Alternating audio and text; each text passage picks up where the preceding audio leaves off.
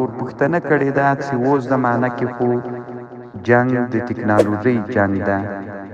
د جنگ د اسبابو لپاره مسلمانان قوت لري استعداد لري خو استعدادونه نه استعمالوي دا نه استعمالول د خپل استعداد دا خو به دغه حدیث دغه آیات مصداق مونږ نه ګرځو چې سورۃ انفال کې دا چې الله عز وجل وی هغه څوک چې کافرانو سره جنگ وي او تر نه وتښتيږي فقد باء بغضب من الله ومأواه جهنم وبئس المصير هغه مسلمان چې کافر سره جنگ وي او له کافر نه وتښتيږي د باندې د غضب د الله دا او دی به الله جهنم ته بیایي نو محترم وروره تسبیبا خو مسلمانانو ناډیړي کړي ده ځکه نن عصر کې چې ضرورت ځکه جنگ اوس بڼه د جنگ بدله ده نو